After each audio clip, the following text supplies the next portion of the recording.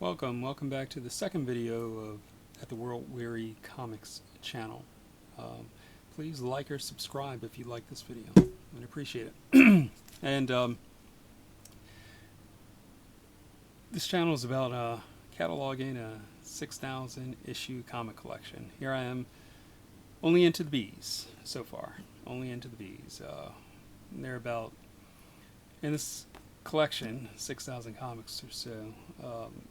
Probably 400 of them or more are Batman, of his comic book called Batman. He also has Detective Comics. There are about 400 more of those. There's The Brave and the Bold. They're all of his annuals and all of his one-shots and team-ups and all of that. So out of this 6,000 issue collection or whatever, probably, close to 1,000 are going to turn out to be Batman comics. But so we're only into the bees. But even before we get to the bees and start talking more about Batman, we've got the A's. I don't have very many A's, but I have some nice ones. And one of them is All-Star Comics. And I bring up All-Star Comics because what's happening right now in June of 2020 is the CW premiered a new show, the Stargirl show. And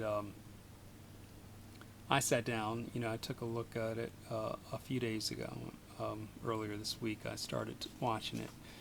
And I have a very, short trial period that I give the CW shows. And then I'm like, oh no, not quite capturing the spirit of comics. But this one did.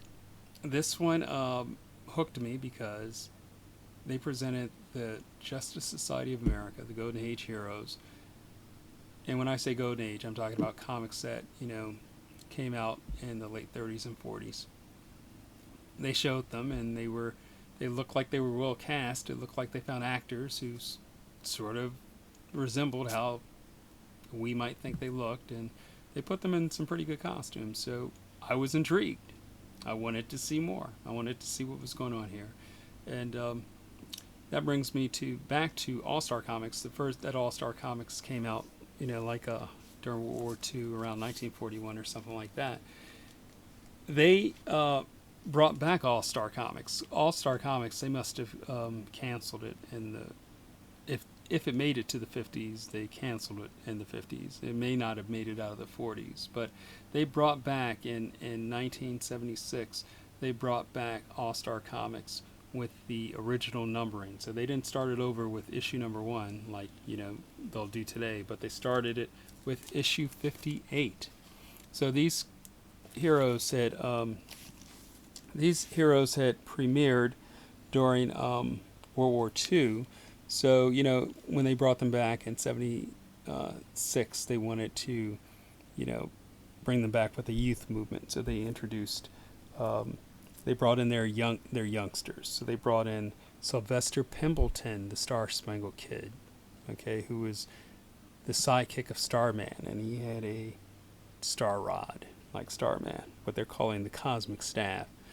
Here, this was the Cosmic Control Rod. That's what they called this. I think Starman called his rod the Star Rod, and they called this the Cosmic Control Rod. So its name is changing over time. They brought back an older Dick Grayson. They introduced Power Girl. So this was Power Girl's introductory issue, which was All-Star Comics number 58. And what was neat about this CW Stargirl show is that they presented the Justice Society of America pretty well. And this is how I learned about the Justice Society of America, was with these comics. I saw this first one. The first one I saw was this one, from 1970, the end of 1976.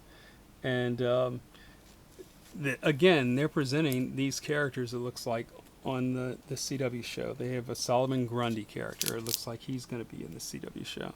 A fiddler. They showed the principal coming in this last episode, number 4, with a fiddle. So it looks like we're gonna see a lot of their characters, including the Huntress.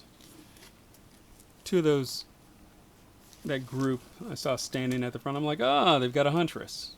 Okay, it looked like she went through some uh, ethnic reimagining, but it looks like they're going to have a huntress character, and it looks like they're going to have a sportsmaster character. There was a character out there that looked like him.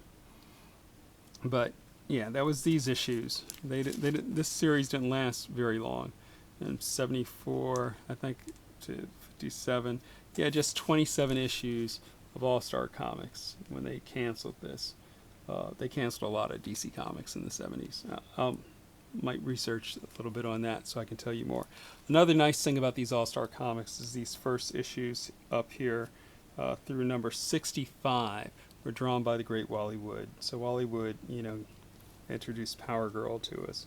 And this is beautiful stuff by Wally Wood. Wally Wood drew all kinds of genres. He drew fantasy, he drew science fiction, he drew superhero, he drew western, he drew adventure, he drew everything. And so that came through in this issue, especially this last story where they go back in time, the Justice Society of America, the greatest heroes of the Golden Age. They go back in time. And yep, this is it had a sci-fi look to this book. It had a science fiction look to merge with the superhero look. So Wally Wood, you get some of his superhero artwork here, some of his DC Comics work. So check this out so you can see the great Wally Wood. He should not be forgotten. He gave us a lot of good-looking stuff. So thanks for stopping by and checking out my channel again. Please like or subscribe and come back again. And until we see each other next time, I think next we're going to take a look at Adventure Comics in the Michael Fleischer Spectre run, which is one of my favorites. And we'll open up the bags and look at some of those interior panels, which were memorable. So until we see each other again, take care of yourself, and next time.